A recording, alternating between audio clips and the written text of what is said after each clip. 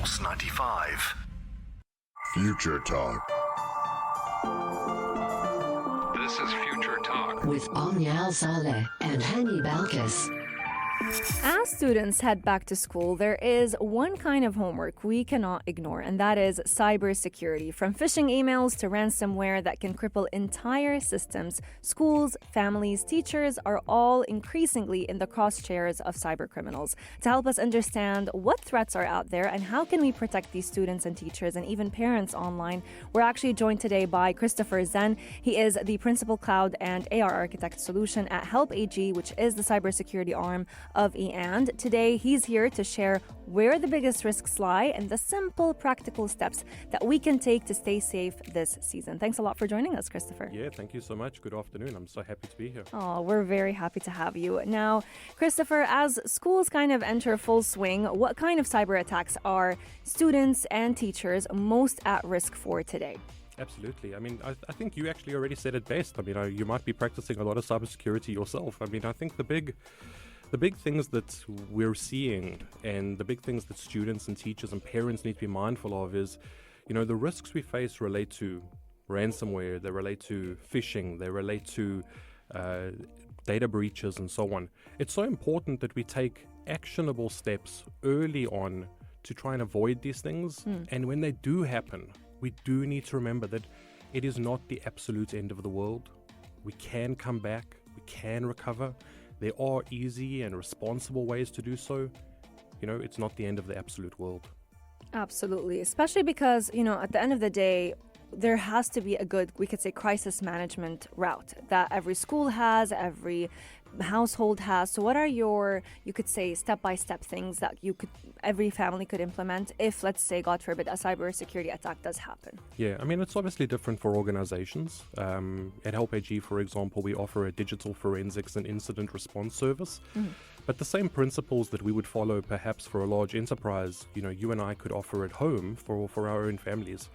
It really starts with understanding what went wrong. What kind of data has been lost. This might be something as silly as our social media accounts has been breached. Maybe some of our sensitive photos have been leaked. There are some legitimate concerns.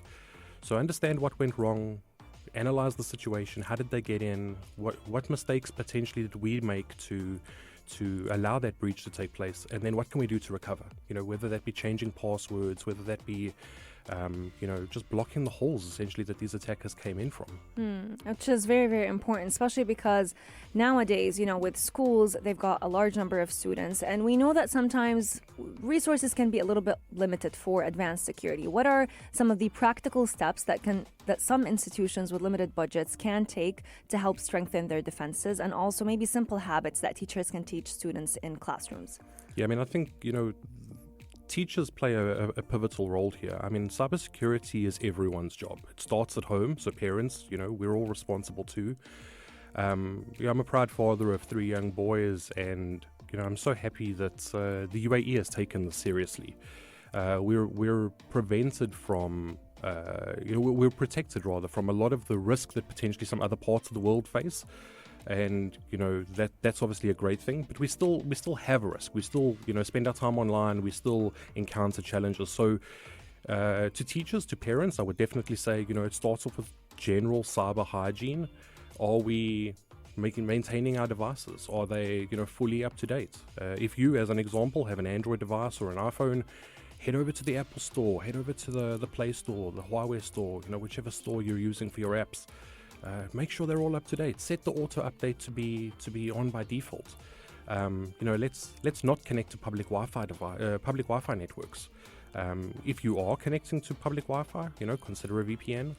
But also go back and have a look at your Wi-Fi networks that are available or that you have connected to in the past, and go remove them. It takes 2 seconds, and these small hygiene tips can really keep all of us safe online. I really want to, emphasize the importance of updating your devices, because a lot of people, they hear this advice from many cyber security experts. But why is it important? Why is it important that their devices are up to date, and why does it make them, a big victim, or does it place a big risk to be attacked by any scammers online? Yeah, sure. So there's a concept in cybersecurity called 0 days. Now, obviously, it sounds scary, and it actually is scary. A zero-day vulnerability essentially is something that the cybersecurity world hasn't found yet. So, this might be a breach or a breach technique that attackers have discovered and are utilizing in the wild, and simply it's unknown. Now, the second a breach is discovered and analyzed, the vendors release patches. Now, this could come in the form of a new iOS version. This could come in the form of a new version of the Facebook app, or the Netflix app, or even one of the government's apps that we all use in the UAE. This is, the easiest way to mitigate these threats is simply release a new version with updated versions of software, new patches, etc. So for us as users, it's so important to keep these platforms up to date because, number one, of course, latest means greatest. It means we don't have the risk. But secondly, if there are zero-day attacks that are out there that we're not necessarily aware of yet, we're less susceptible.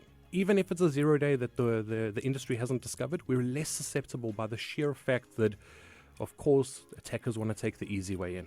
It's a lot harder to breach a brand new updated device. I love what you said. Latest means greatest, and that is definitely something to keep in mind and to constantly update our devices. We'll be taking a very short break, but when we come back, we're going to be taking a little bit of a trip down travel space and understanding more what cybersecurity hacks and tips we can do to also make sure that we are staying safe online. Keep it locked right here on Pulse 95.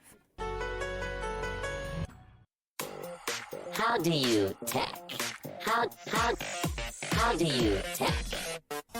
We live in a world where your bank account, your school records, and even your holiday selfies are all subjected to be stolen within a single click. Now, the question is, how do you protect yourself without becoming paranoid and without not using tech? We're today joined by Christopher Zinn. He is the principal cloud of Help AG, the cybersecurity arm of EAND. And right before the break, he was actually sharing with us different practical steps that we can take as students, as parents, as teachers to make sure that we're staying safe online when it comes to the back to school season. But we're going to be traveling a little bit because even though it's back to school, some people continue to travel. And I want to ask you, why are summer breaks usually a prime time for cybersecurity, or we could say scammers in specific, and what can everyone, the regular user, do to make sure they stay safe online? It's a brilliant question and so absolutely relevant. I think really it boils down to, we're outside of our comfort zone. We're trying to relax, but the environment we're in is not necessarily familiar to us. So we trust. Plain and simply, we trust. Whether it's the Wi-Fi network at the airport that you're joining, or whether it's the, helpful guide that's communicating with you via WhatsApp or, any other mechanism. We simply trust, and we believe that everyone has our best intentions at heart. And unfortunately, that's not necessarily the case. So we always need to apply this principle of, trust but verify. I love that. And especially, I want to talk about how we can implement that when it comes to using generative AI, because with traveling to different destinations, a lot of us tend to resort to our free and always available travel guide, which is ChatGPT, asking them about travel destinations, different things and activities that we can do whenever we arrive to our destination. So a lot of the times we hear about ChatGPT conversations are not private. It's not the best to share different information with it. And so we can't not use it. How can we use it safely instead? Yeah, I'm guilty of this as well. I traveled recently and asked ChatGPT for all the best holiday destinations along my route. The short answer is we must be mindful of what we share, right? I mean, ChatGPT is no different from any platform that we've used before in the past. It's in terms of its cybersecurity, relevance. In terms of its capability that we all benefit from, it's amazing, right? It's one of the most successful technologies we're seeing today. But what would you share with, an average person on the street, and what would you share with ChatGPT? Essentially, they're the same thing, right? We must be mindful of sensitive information, personal information, confidential information that we could possibly be putting out there. I mean, in the corporate space, I think that this is an absolute given and an enormous risk. We see so much content being shared with ChatGPT, whether it's uploaded, documents or financial records or, pictures, from your holiday, etc. At home on a personal level. You've got to be mindful of that. You have to think twice and, ultimately just question those decisions before you make them.